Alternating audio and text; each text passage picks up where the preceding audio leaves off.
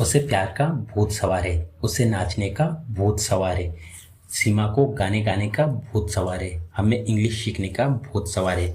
तो गाइस इस तरह के सेंटेंसेस जो कि आप लोगों ने अपनी डेली लाइफ में कभी न कभी जरूर बोले होंगे, हम श्योर सुने भी होंगे। सो डोंट वरी गाइस, आज की इस वीडियो में हम लोग सीखने वाले हैं कि इस तरह के सभी सेंटेंसेस को इंग्लिश में कैसे बोला जाता है। तो गाइस इस तरह के सभी सेंटेंसेस को इंग्लिश में बोलने के लिए हम बिटन बाय द बग का यूज़ करते हैं, जिसका हिंदी मीनिंग होता है भूत सवार होना। तो गैस यहाँ पे हम सच में भूत सवार होने की बात नहीं कर रहे। यहाँ तो कोई व्यक्ति किसी चीज़ में या व्यक्ति में मतलब कि पूरी तरह से लीन हो जाना, मगन हो जाना उस काम को करने के लिए, उस सेंस में यूज़ किया जाता है बिटन बाय द बग। तो आइए इसको यूज़ करने का कंप्लीट रूल जान लेते हैं। तो सबसे पहले बोला जाता है सब्जेक्ट, उसके बाद हेल्पिंग वर्ब के बाद बोला जाता है बिटन बाय द, फिर उसके बाद में नाउन या फिर वर्ब में आईएनजी प्लस बग। तो आइए कुछ एग्जांपल्स लेते हैं ताकि इसे और बेटर तरीके से सीख सके। उसे प्यार का भूत सवार है, he is bitten by the love bug, he is bitten by the love bug. उसे नाचने का भूत सवार है, he is bitten by the dancing bug, he is bitten by the dancing bug। सीमा को गाने गाने का भूत सवार है, सीमा is bitten by the singing the songs bug, Seema is bitten by the singing the songs bug। हमें English सीखने का भूत सवार है, we are bitten by the learning English bug, we are bitten by the learning English bug। आजकल बच्चों को game खेलने का भूत सवार है, nowadays children are bitten by the playing games bug, nowadays children are bitten by the playing games bug। लोगों को पैसा कमाने का भूत सवार है, people are bitten by the earning money bug, people are bitten by the earning money bug। जितना ज़्यादा आप प्रैक्टिस करोगे उतना ज़्यादा सीखोगे, जितनी ज़्यादा आप मेहनत करोगे उतनी ज़्यादा आपको सफलता मिलेगी, जितने ज़्यादा आप डरोगे उतने ज़्यादा लोग आपको डराएंगे, जितना ज़्यादा आप इस बारे में सोचेंगे उतना ज़्यादा कंफ्यूज होंगे। तो गैस इस तरह के सेंटेंसेस जो कि अक्सर हमें हमारी डे टू डे लाइफ में हमें न जाने कितनी बार इनका यूज़ करना होता है। आई एम श्योर आप लोगों ने भी इस तरह के सेंटेंसेस अपनी डे टू डे लाइफ में ज़रूर बोला होगा और सुना भी होगा। सो डोंट वरी गाइस, आज की इस वीडियो में हम लोग सीखने वाले हैं कि इस तरह के सभी सेंटेंसेस को इंग्लिश में कैसे बोला जाता है।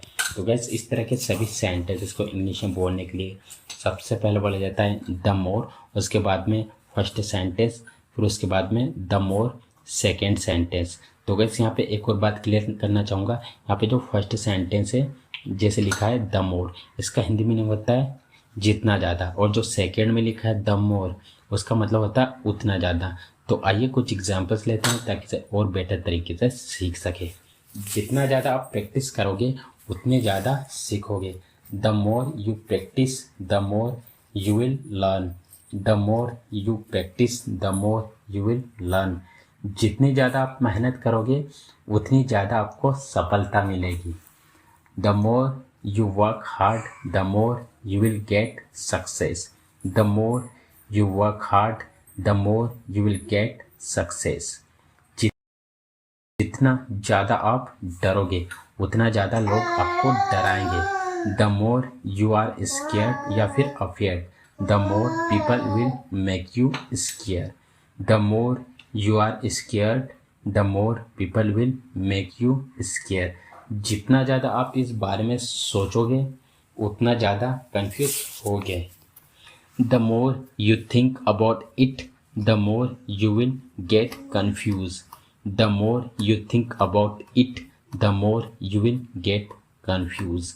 जितना ज़्यादा वे दोनों एक दूसरे के साथ टाइम स्पेंड करेंगे उतना ज़्यादा एक दूसरे के बारे में जान पाएंगे, the more they spend time with each other the more they will be able to get to know each other, the more they spend time with each other the more they will able to get to know each other। Fridge में शायद ही कुछ बचा हुआ चावल है, उनके पास शायद ही कुछ पैसे बचे हो, शादी में शायद ही कुछ खाना बचा हो।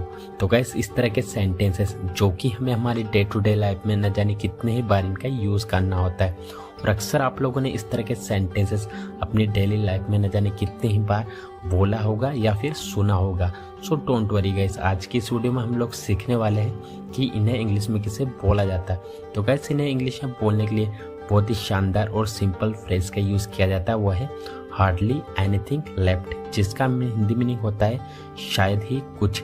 तो चलिए इसको यूज़ करने का कंप्लीट रूल जान लेते हैं। तो सबसे पहले बोला जाता है देयर इज़ हार्डली एनी, फिर उसके बाद में नाउन के बाद बोला जाता है लेफ्ट के बाद बोला जाता है अदर वर्ड, अगर है तो। चलिए गाइस यहाँ पे कुछ एग्जाम्पल्स लेते हैं ताकि इसे और बेटर तरीके से सीख सके। फ्रिज में शायद ही कुछ बचा हुआ चावल है, there is hardly any left over rice in refrigerator, there is hardly any left over rice in refrigerator, उसके पास शायद ही कुछ पैसे बचे हो, there is hardly any money left with him, there is hardly any money left with him, शादी में शायद ही कुछ खाना बचा हो, there is hardly any left over food in wedding, there is hardly any left over food in wedding, उसके खाते में शायद ही कुछ पैसे बचे हो, there is hardly any money left in his account, there is hardly any money left in his account, गाड़ी में शायद ही कुछ पेट्रोल बचा हो, there is hardly any petrol left in the car, there is hardly any petrol left in the car. हर किसी की किस्मत में लिखा है मरना या जीना, हमारी किस्मत में लिखा हुआ है मजे करना, उसकी किस्मत में लिखा है अकेले मरना, मेरी किस्मत में लिखा हुआ था एक खूबसूरत लड़की से शादी करना। सो गाइस इस तरह के सेंटेंसेस हम हमारी डे टू डे लाइफ में न जाने कितने ही बार इनका यूज़ करते हैं, और अक्सर आप लोगों ने किया भी होगा और बहुत बार सुना भी होगा। सो डोंट वरी गाइस, आज की इस वीडियो में मैं आप लोग को सिखाने वाला हूँ कि इन्हें इंग्लिश में कैसे बोला जाता है। तो गाइस इन्हें इंग्लिश में बोलने के लिए जिस फ्रेज का यूज़ किया जाता है वो है रिटन इन वंस डेस्टिनी, जिसका हिंदी मीनिंग होता है किसी की किस्मत में लिखा हुआ।